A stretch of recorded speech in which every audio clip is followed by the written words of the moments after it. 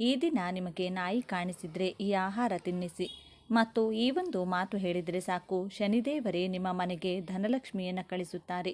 ಶನಿದೇವರು ನಿಮಗೆ ಸಕಲೈಶ್ವರ್ಯವನ್ನು ಕೊಡುತ್ತಾರೆ. ಶನಿ ದೋಷಗಳಿಂದ ವಿಮುಕ್ತಿ ಕೊಡುತ್ತಾರೆ.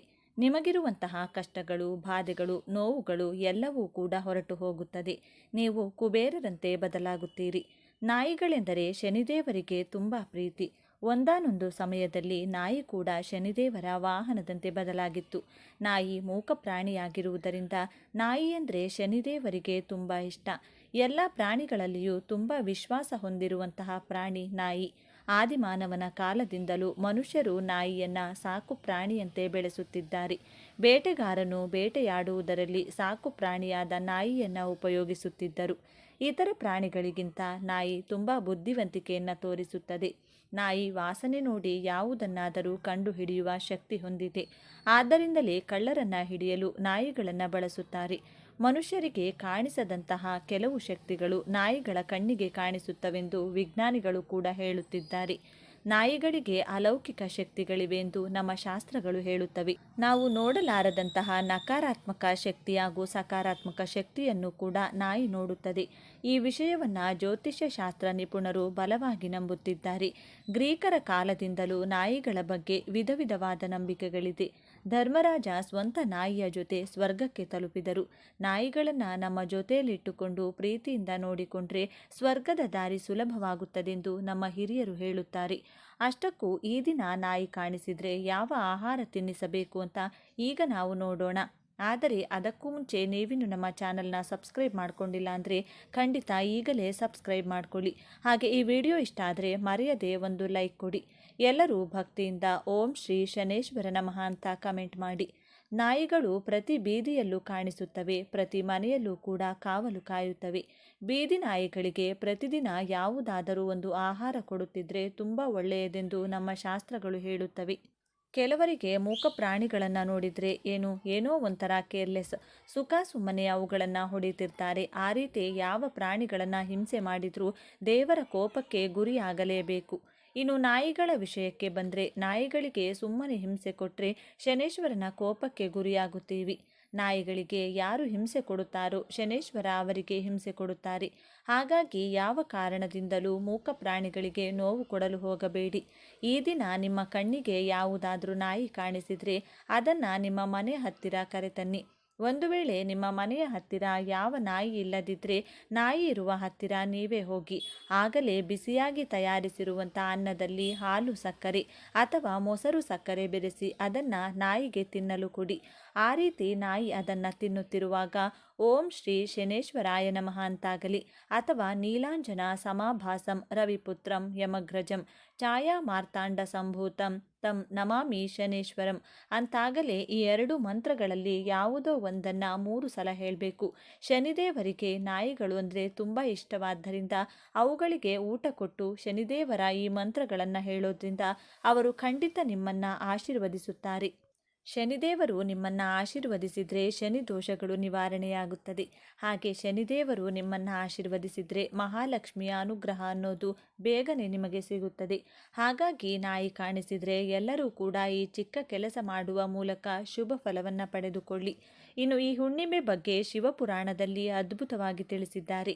ಈ ದಿನ ಶಿವಲಿಂಗದ ಮೇಲೆ ಅರ್ಚಕರು ಬಿಲ್ಪತ್ರೆಯನ್ನು ಇಟ್ಟಾಗ ಅದರ ಮೇಲೆ ಒಂದು ಕಪ್ಪು ಇರುವೆ ಆಕಸ್ಮಿಕವಾಗಿ ಬಿದ್ದು ಎಲ್ಲಿಗೆ ಹೋಗಬೇಕು ಎಂದು ತಿಳಿಯದೆ ಶಿವಲಿಂಗದ ಮೇಲೆ ಸುತ್ತಿ ತನಗೇ ತಿಳಿಯದೆ ಪ್ರದಕ್ಷಿಣೆಯನ್ನು ಹಾಕಿತಂತೆ.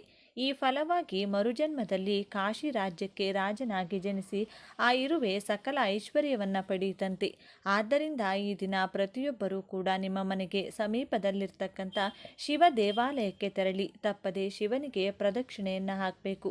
ಈ ದಿನ ಶಿವನಿಗೆ ಪೂಜೆಯನ್ನು ಮಾಡೋದ್ರ ಜೊತೆಗೆ ಮಹಾಶಕ್ತಿ ಸ್ವರೂಪಿಣಿಯಾದಂತಹ ಪಾರ್ವತಿ ದೇವಿ ಅಂದರೆ ದುರ್ಗಾದೇವಿಯ ಪೂಜೆಯನ್ನು ಮರೆಯದೆ ಮಾಡಿದರೆ ಸರ್ವ ಶತ್ರುಗಳ ಬಾಧೆ ಕಳೆದು ಸರ್ವ ಕಾರ್ಯದಲ್ಲೂ ಯಶಸ್ಸು, ಹಣದ ಸಮಸ್ಯೆಗಳು ದೂರವಾಗುತ್ತದೆ.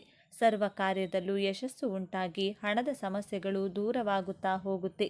ಈ ದಿನ ಏನು ಮಾಡಬೇಕು ಅಂದರೆ ಮನೆಗೆ ಸಮೀಪದಲ್ಲಿರ್ತಕ್ಕಂಥ ದುರ್ಗಾ ಪರಮೇಶ್ವರಿ ಆಲಯ, ಚಾಮುಂಡೇಶ್ವರಿ ಆಲಯ, ಚೌಡೇಶ್ವರಿ ಅಥವಾ ರಾಮದೇವತೆಯ ಆಲಯ ಎಲ್ಲಾದರೂ ಸರಿ ದುರ್ಗೆಗೆ ಸಂಬಂಧಪಟ್ಟಂಥ ಆಲಯಕ್ಕೆ ತೆರಳಿ ನಿಂಬೆಹಣ್ಣಿನ ದೀಪವನ್ನು ಹಚ್ಚಿ ನಿಂಬೆಹಣ್ಣಿನ ಮಾಲೆಯನ್ನು ಅರ್ಪಿಸಿ 3 ನಿಂಬೆಹಣ್ಣನ್ನು ದೇವಿಯ ಪಾದದಡಿ ಇಟ್ಟು ಮನೆಗೆ ತಂದು ಒಂದನ್ನು ಮನೆಗೆ ದೃಷ್ಟಿ ತೆಗೆದು ಒಡೆದು ಹಾಕಿ ಮತ್ತೊಂದು ನಿಂಬೆಹಣ್ಣನ್ನು ಪಾನಕ ಮಾಡಿ ಮನೆ ಮಂದಿಯೆಲ್ಲ ಸೇವಿಸಿ ಉಳಿದ ಮತ್ತೊಂದು ನಿಂಬೆಹಣ್ಣನ್ನು ಸಾಧ್ಯವಾದರೆ ಮನೆಯ ಹೊಸ್ತಿಲಿಗೆ ಕಟ್ ಮಾಡಿ ಹೊಸ್ತಿಲ 2 ಭಾಗದಲ್ಲಿ ಇಡಿ, ಇಲ್ಲ ಮನೆಯ ಹೊರಭಾಗ ಬಾಗಿಲಿಗೆ ಕಟ್ಟಿ. ಈ ಒಂದು ಕೆಲಸವನ್ನು ಮಾಡೋದ್ರಿಂದ ಸಕಲ ಶತ್ರು ಬಾಧೆಗಳು, ಮನೆಯಲ್ಲಿ ಕಲಹಗಳು, ಮನೆ ಯಜಮಾನನಿಗೆ ಆಗಾಗ ಉಂಟಾಗುವಂಥ ಅನಾರೋಗ್ಯಗಳು, ಕಾರ್ಯ ನಷ್ಟಗಳು ಕಡಿಮೆಯಾಗಿ ಎಲ್ಲ ವಿಧದಲ್ಲೂ ಒಳಿತಾಗ್ತಾ ಹೋಗುತ್ತದೆ.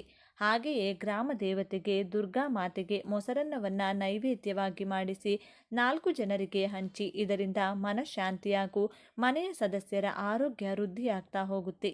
ಇನ್ನು ಮಹಾಶಿವನಿಗೆ ಈ ದಿನ ನಂದಿವರ್ಧನ ಪುಷ್ಪ, ಬಿಳಿಯಕ್ಕದ ಪುಷ್ಪ ಅಥವಾ ಬಿಲ್ವದಳವನ್ನು ತಪ್ಪದೆ ಅರ್ಪಿಸಿ ಓಂ ನಮಃ ಶಿವಾಯ ಎಂದು ಸಾಧ್ಯವಾದಷ್ಟು ಬಾರಿ ಹೇಳಿಕೊಳ್ಳಿ.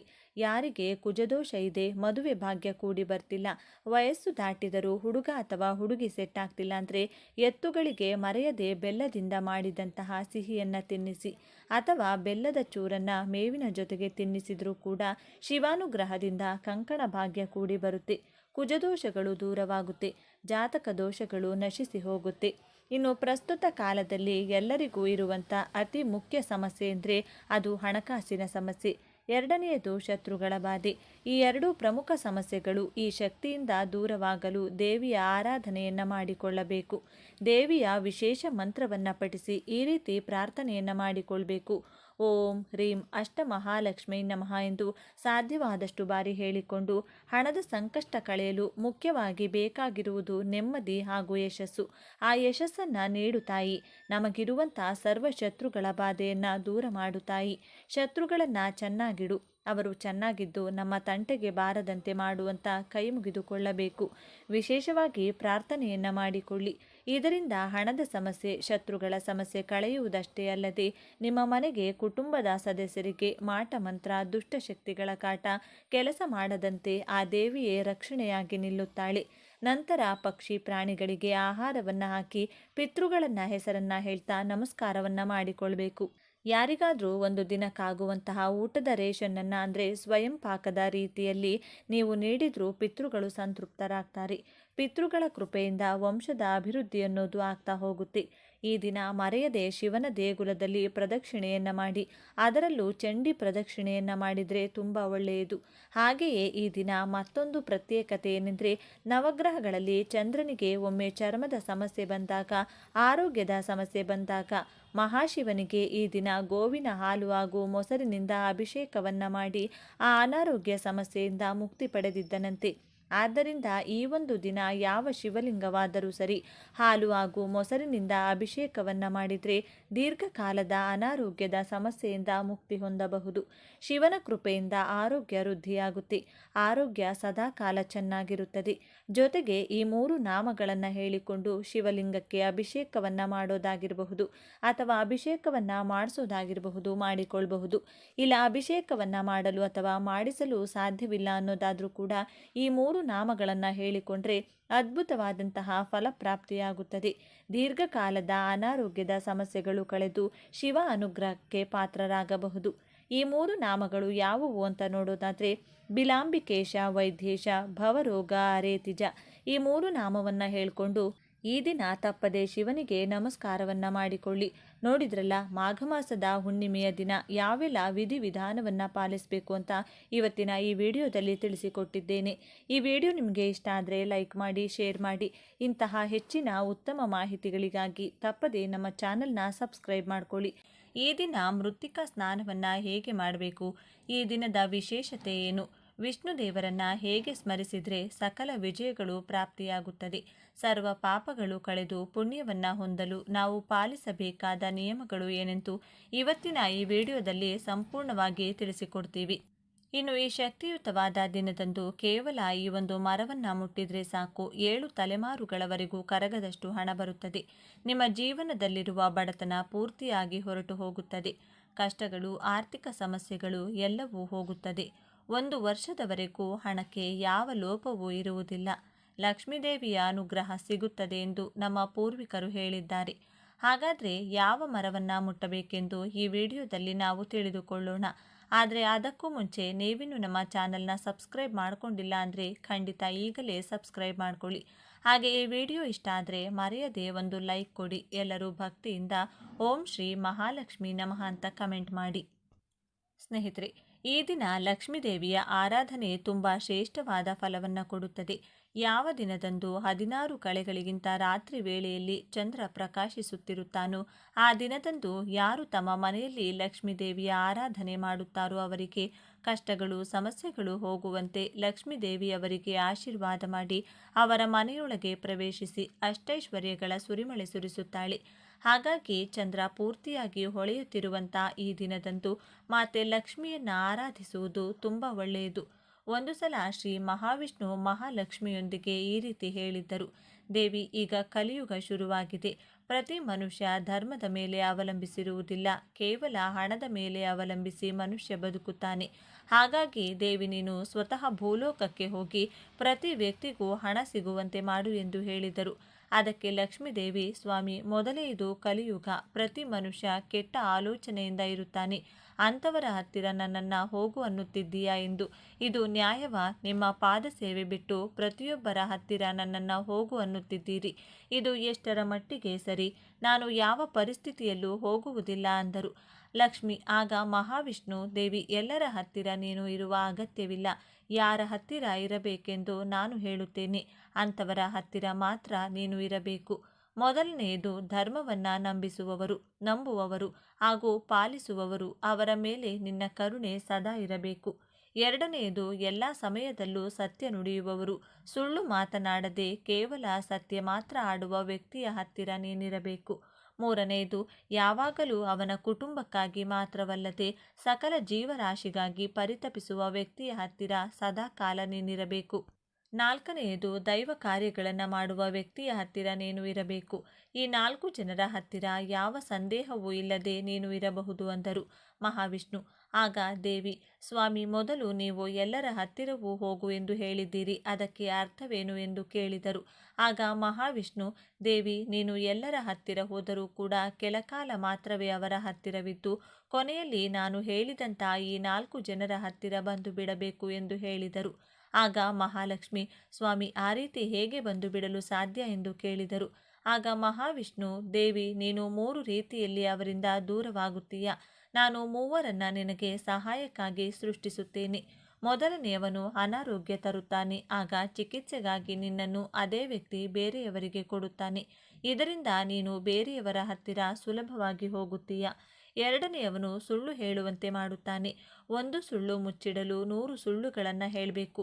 ಆ ರೀತಿ ಸುಳ್ಳು ಖಾಲಿಯಾದಾಗ ಅಥವಾ ಜನರು ಅವನನ್ನು ನಂಬುವುದು ಬಿಟ್ಟಾಗ ಅದುವರೆಗೂ ಅವನು ಕೂಡಿಟ್ಟಿರುವಂತಹ ಹಣ, ಗೌರವ, ಆಸ್ತಿ, ಮರ್ಯಾದೆ ಎಲ್ಲವೂ ಕೂಡ ದೂರ ಆಗುತ್ತದೆ. ಆ ರೀತಿ ನೀನು ಆ ವ್ಯಕ್ತಿಯಿಂದ ದೂರ ಆಗ್ತೀಯ. ಮೂರನೆಯವನು ಕೆಟ್ಟ ಆಲೋಚನೆಗಳನ್ನು ತರಿಸುತ್ತಾನೆ. ಮನುಷ್ಯ ಅವನು ಮಾಡಿದ ಕೆಟ್ಟ ಕೆಲಸಗಳನ್ನು ಮುಚ್ಚಿ ಹಾಕಲು ಹಣ ಖರ್ಚು ಮಾಡುತ್ತಾನೆ. ಒಮ್ಮೊಮ್ಮೆ ಅವನು ಮಾಡಿರುವ ಕೆಲಸ ಮುಚ್ಚಿ ಹಾಕಲು ಅದುವರೆಗೂ ಅವನು ಕೂಡಿಟ್ಟಿರುವ ಹಣವೆಲ್ಲ ಕೂಡ ಖರ್ಚು ಮಾಡಬೇಕಾಗುತ್ತದೆ. ಆ ರೀತಿ ನೀನು ಆ ವ್ಯಕ್ತಿಯಿಂದ ದೂರ ಆಗ್ತೀಯ. ದೇವಿ, ಈ 3 ವ್ಯಕ್ತಿಗಳು ಯಾವಾಗಲೂ ನಿನಗೆ ಸಹಾಯ ಮಾಡುತ್ತಾರೆ. ನಿನಗೆ ಯಾವ ವ್ಯಕ್ತಿ ಇಷ್ಟವಿಲ್ಲವೋ ಅಥವಾ ಯಾರ ಮನೆಯಲ್ಲಿ ಇರಲು ಇಷ್ಟ ಇಲ್ಲವೋ ಅಂತಹ ವ್ಯಕ್ತಿಯ ಹತ್ತಿರ ಈ 3 ವ್ಯಕ್ತಿಗಳನ್ನು ಕಳಿಸು. ಅವರು ಅವರ ಕೆಲಸ ಶುರು ಮಾಡುತ್ತಾರೆ. ಆ ಮೂಲಕ ನೀನು ಅವರಿಂದ ದೂರ ಆಗ್ತೀಯಾ ಎಂದು ಹೇಳಿದರು. ಹಾಗಾಗಿ ಸ್ನೇಹಿತರೆ, ಈ 3 ಗುಣಗಳಿರುವಂಥ ವ್ಯಕ್ತಿಗಳು ಕಲಿಯುಗದಲ್ಲಿ ಲಕ್ಷ್ಮಿಯ ಅನುಗ್ರಹ ಪಡೆಯಲು ಸಾಧ್ಯವಾಗುವುದಿಲ್ಲ. ಆ ತಾಯಿಯ ಅನುಗ್ರಹ ಇದ್ದಾಗ ಮಾತ್ರವೇ ಜೀವನದಲ್ಲಿ ನಾವು ಏನನ್ನ ಬೇಕಾದರೂ ಸಾಧಿಸಲು ಸಾಧ್ಯವಾಗುತ್ತದೆ. ಒಂದು ಪುಟ್ಟ ಮಗುವಿಗೆ ಎಷ್ಟು ಹಾಲು ಬೇಕು ಅಥವಾ ಎಷ್ಟು ಊಟ ಬೇಕು ಅನ್ನೋದು ಹೆತ್ತ ತಾಯಿಗೆ ಮಾತ್ರ ಗೊತ್ತಿರುತ್ತದೆ. ಅದೇ ರೀತಿ ಲಕ್ಷ್ಮೀದೇವಿಗೆ ಯಾವ ಮನುಷ್ಯನಿಗೆ ಎಷ್ಟು ಹಣ ಬೇಕು, ಎಷ್ಟು ಆಸ್ತಿ ಬೇಕು ಎಂಬುದು ಕೂಡ ಚೆನ್ನಾಗಿ ಗೊತ್ತಿರುತ್ತದೆ. ಅವರವರ ಯೋಗ್ಯತೆಗೆ ತಕ್ಕಷ್ಟು ಹಣವನ್ನು ಮಾತ್ರವೇ ಆಕೆ ಅವರಿಗೆ ಕೊಡುತ್ತಾಳೆ. ಇನ್ನೂ ಹೆಚ್ಚು ಹಣ ಬೇಕು ಅನ್ನುವ ಕೋರಿಕೆ ಇರುವವರು ಮೊದಲು ಒಳ್ಳೆಯ ಆಲೋಚನೆ, ಒಳ್ಳೆಯ ದಾರಿಯಲ್ಲಿ ನಡೆಯುವುದನ್ನು ಕಲಿತುಕೊಳ್ಳಬೇಕು. ಕೆಟ್ಟ ಆಲೋಚನೆ ಇಟ್ಟುಕೊಂಡು 1000 ಪೂಜೆಗಳು ಮಾಡಿದರೂ ಪ್ರಯೋಜನ ಇರುವುದಿಲ್ಲ. ಈ ದಿನದಂದು ಮನೆಯಲ್ಲಿ ವಿಷ್ಣು ದೇವರಿಗೆ ಸಂಬಂಧಿಸಿದ ಚಿತ್ರಪಟ ಅಥವಾ ವಿಗ್ರಹ ಇಟ್ಟು ಶ್ರೀರಾಮಚಂದ್ರ ಹಾಗೂ ವಿಷ್ಣು ದೇವರ ಸ್ಮರಣೆ ಮಾಡುತ್ತಾ ಪುಷ್ಪಗಳನ್ನು ತುಳಸಿ ಮಾಲೆಗಳಿಂದ ಅಲಂಕಾರ ಮಾಡಬೇಕು. 3 ಬತ್ತಿಗಳನ್ನು ಬಿಡಿ ಬಿಡಿಯಾಗಿ ಕೂರಿಸಿ ತುಪ್ಪದಿಂದ ದೀಪಗಳನ್ನು ಬೆಳಗಿಸಬೇಕು. ಏಲಕ್ಕಿ ಮಾಲೆಯನ್ನು ವಿಷ್ಣು ದೇವರಿಗೆ ಅರ್ಪಿಸಿ ಭಕ್ತಿಯಿಂದ ನಮಸ್ಕಾರ ಮಾಡಿಕೊಳ್ಳಬೇಕು. ನಿಮಗೆ ಯಾವುದೇ ಕಷ್ಟಗಳಿದ್ದರೂ ದೂರವಾಗುತ್ತದೆ. ಈ ದಿನ ಸಂಜೆ ಸಮಯದಲ್ಲಿ ತುಳಸಿ ಗಿಡದ ಮುಂದೆ ತುಪ್ಪದ ದೀಪಗಳನ್ನು ಇಟ್ಟು ನಮಸ್ಕಾರ ಮಾಡಿಕೊಳ್ಳಿ. ಕಂಕಣ ಭಾಗ್ಯ, ಸಂತಾನ ಭಾಗ್ಯ, ಮಕ್ಕಳ ಏಳಿಗೆ, ನಿಮ್ಮ ಹಣದ ಕೋರಿಕೆ, ಸಕಲ ದೋಷಗಳು ದೂರವಾಗಿ ಈ ದಿನ ಆಚರಿಸಿದ ಫಲದಿಂದ ಆ ಭಗವಂತನ ಪರಿಪೂರ್ಣ ಅನುಗ್ರಹ ಪ್ರಾಪ್ತಿಯಾಗುತ್ತದೆ. ಇನ್ನು ಅತಿ ಮುಖ್ಯವಾಗಿ ಮೃತ್ತಿಕಾ ಸ್ನಾನವನ್ನು ಈ ದಿನ ಹೇಗೆ ಮಾಡಬೇಕು ಅಂತ ನೋಡೋದಾದರೆ, ಸ್ವಲ್ಪ ಎಳ್ಳಿನ ಪುಡಿ, ಸ್ವಲ್ಪ ಹಸುವಿನ ಸಗಣಿ ಹಾಗೂ ಸ್ವಲ್ಪ ಮಣ್ಣನ್ನು ಈ 3 ಮಿಶ್ರಣವನ್ನು ಮಾಡಿ ದೇಹಕ್ಕೆ ಹಚ್ಚಿಕೊಂಡು ನಂತರ ಸ್ನಾನವನ್ನು ಮಾಡಬೇಕು. ಇದನ್ನೇ ಮೃತ್ತಿಕಾ ಸ್ನಾನ ಅಂತ ಕರೆಯುತ್ತಾರೆ. ಯಾರು ಈ ದಿನ ಮೃತ್ತಿಕಾ ಸ್ನಾನವನ್ನು ಈ ವಿಧವಾಗಿ ಆಚರಿಸುತ್ತಾರೋ, ಸ್ನಾನವನ್ನು ಮಾಡುತ್ತಾರೋ ಅವರಿಗೆ ಜೀವನದಲ್ಲಿ ಸೋಲು ಎನ್ನುವುದೇ ಇರುವುದಿಲ್ಲ. ಎಲ್ಲ ರಂಗದಲ್ಲೂ ವಿಜಯಗಳು ಪ್ರಾಪ್ತಿಯಾಗುತ್ತದೆ. ಸಾಕ್ಷಾತ್ ವಿಷ್ಣು ದೇವರ ಅನುಗ್ರಹದ ಜೊತೆಗೆ ಲಕ್ಷ್ಮೀ ದೇವಿಯ ಕೃಪೆ ಕೂಡ ಪ್ರಾಪ್ತಿಯಾಗುತ್ತದೆ. ಇನ್ನು ಈ ದಿನ ನಾವು ಮುಟ್ಟಬೇಕಾಗಿರುವಂಥ ಮರ ಬೇವು. ನಮ್ಮ ಹಿಂದೂ ಧರ್ಮದಲ್ಲಿ ಬೇವಿನ ಮರಕ್ಕೆ ಎಷ್ಟು ಪ್ರಾಮುಖ್ಯತೆ ಇದೆ. ಆ ಮರದಲ್ಲಿ ತ್ರಿದೇವಿಗಳಾದ ಲಕ್ಷ್ಮಿ, ಸರಸ್ವತಿ, ಪಾರ್ವತಿ ನೆಲೆಸಿರುತ್ತಾರೆ. ಪ್ರತಿದಿನ ಎದ್ದ ತಕ್ಷಣ ಬೇವಿನ ಮರ ನೋಡಿದರೆ ಆ ದಿನವೆಲ್ಲ ಶುಭ ನಡೆಯುತ್ತದೆ. ಪ್ರತಿದಿನ ಬೇವಿನ ಮರಕ್ಕೆ ನೀರು ಹಾಕಿ ಪೂಜೆ ಮಾಡಿದರೆ ತ್ರಿದೇವಿಗಳ ಆಶೀರ್ವಾದ ಸಿಗುತ್ತದೆ. ಈ ದಿನ ಒಂದು ಚೊಂಬಿನ ತುಂಬ ನೀರನ್ನು ಬೇವಿನ ಮರಕ್ಕೆ ಹಾಕಿ ಭಕ್ತಿಯಿಂದ ಪೂಜೆ ಮಾಡಿ 11 ಸಲ ಮರ ಮುಟ್ಟಿ ನಮಸ್ಕಾರ ಮಾಡಿಕೊಳ್ಳಿ. ಆ ರೀತಿ ನೀವು ಮರವನ್ನು ಮುಟ್ಟುವಾಗ ನಿಮ್ಮ ಮನಸ್ಸಿನಲ್ಲಿರುವ ಕೋರಿಕೆಯನ್ನು ಹೇಳಿಕೊಂಡ್ರೆ ಬೇಗನೆ ಆ ಕೋರಿಕೆ ನೆರವೇರುತ್ತದೆ. ಬಳಿಕ ಸ್ವಲ್ಪ ಹೊತ್ತು ಮರದ ಕೆಳಗೆ ಕುಳಿತುಕೊಂಡು ಅದರ ನಂತರ ಮನೆಗೆ ಹೋಗಿ. ಇನ್ನು ದೇವರು ಶಿವ ಭೋಲಾಶಂಕರನಿಗೆ ಅಭಿಷೇಕ ಮಾಡಿಸುವುದರಿಂದ ಪರಿಪೂರ್ಣ ಜ್ಞಾನ ಮತ್ತು ದೈವಾನುಗ್ರಹವನ್ನು ಪಡೆಯಬಹುದು ಎಂದು ಪುರಾಣಗಳು ಹೇಳುತ್ತವೆ. ಅಭಿಷೇಕದ ಸಮಯದಲ್ಲಿ ದೈವ ವಿಗ್ರಹಗಳಿಂದ ಅತ್ಯಂತ ಅಮೂಲ್ಯವಾದ ಶಕ್ತಿಗಳು ಹೊರಹೊಮ್ಮುತ್ತವೆ. ಅಭಿಷೇಕಗಳೆಂದರೆ ದೇವತೆಗಳು ಪ್ರೀತಿ ಮಾಡುತ್ತಾರೆ. ಅಭಿಷೇಕ ಪ್ರಿಯ ಶಿವ. ಆದ್ದರಿಂದ ಶಿವನಿಗೆ ಅಭಿಷೇಕ ಮಾಡಿಸುವುದರಿಂದ ವಿಶೇಷ ಫಲಿತಾಂಶಗಳನ್ನು ಪಡೆಯಬಹುದು. ಸಾಮಾನ್ಯವಾಗಿ ಶಿವನನ್ನು ನೀರು ಅಥವಾ ಹಾಲಿನಿಂದ ಅಭಿಷೇಕ ಮಾಡುತ್ತಾರೆ. ದ್ರವ್ಯದಿಂದ ಅಭಿಷೇಕ ಮಾಡಿದರೂ ಫಲಿತಾಂಶ ಒಂದೇ ಆಗುತ್ತದೆ ಎಂದು ಭಾವಿಸುತ್ತಾರೆ. ಆದರೆ ಮಹರ್ಷಿಗಳು ಆಯ್ಕೆ ಮಾಡಿದ ಪ್ರತಿಯೊಂದು ದ್ರವ್ಯದಿಂದ ಅಭಿಷೇಕ ಮಾಡೋದ್ರಿಂದ ಒಂದೊಂದು ಫಲಿತಾಂಶ ಸಿಗುತ್ತದೆ ಎಂದು ಹೇಳಲಾಗುತ್ತದೆ. ಶಿವನಿಗೆ ಕೆಲವು ಪದಾರ್ಥಗಳಿಂದ ಅಭಿಷೇಕ ಮಾಡಿಸಿದರೆ ನಿಮ್ಮ ಆಸೆಗಳು ಈಡೇರುತ್ತವೆ. ಮೊದಲಿಗೆ ಅರಿಶಿನ ಪುಡಿಯಿಂದ ಶಿವನಿಗೆ ಅಭಿಷೇಕ ಮಾಡಿಸಿದರೆ ಸರ್ಕಾರಿ ಅಧಿಕಾರಿಗಳಿಂದ ಸಕಾರಾತ್ಮಕ ಪ್ರಕ್ರಿಯೆ ಸಿಗುತ್ತದೆ, ದೈವಾನುಗ್ರಹ ಸಿಗುತ್ತದೆ, ದೋಷಗಳು ನಿವಾರಣೆಯಾಗುತ್ತವೆ. ಅಕ್ಕಿ ಹಿಟ್ಟಿನಿಂದ ಅಭಿಷೇಕ ಮಾಡಿಸಿದರೆ ಸಾಲದ ಬಾಧೆಗಳು ನಿವಾರಣೆಯಾಗುತ್ತವೆ.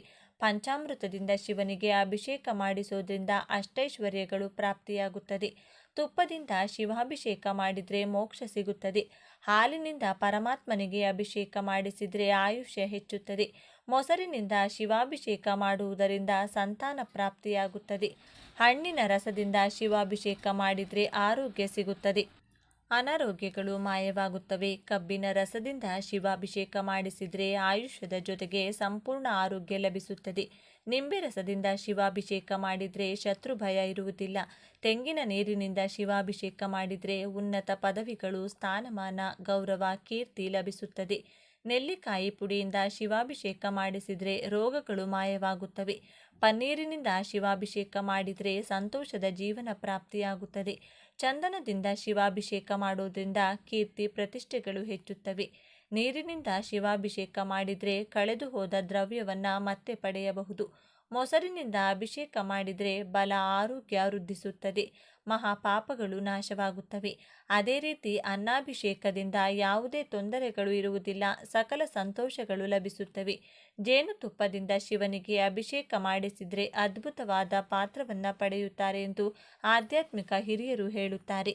ಈ ವಿಡಿಯೋ ನಿಮಗೆ ಇಷ್ಟ ಆದರೆ ಲೈಕ್ ಮಾಡಿ, ಶೇರ್ ಮಾಡಿ. ಇಂಥ ಹೆಚ್ಚಿನ ಉತ್ತಮ ಮಾಹಿತಿಗಳಿಗಾಗಿ ತಪ್ಪದೇ ನಮ್ಮ ಚಾನಲ್ನ ಸಬ್ಸ್ಕ್ರೈಬ್ ಮಾಡಿಕೊಳ್ಳಿ. ನಾಳೆ ಮತ್ತೊಂದು ವಿಡಿಯೋದೊಂದಿಗೆ ಪುನಃ ಭೇಟಿಯಾಗೋಣ. ಧನ್ಯವಾದಗಳು.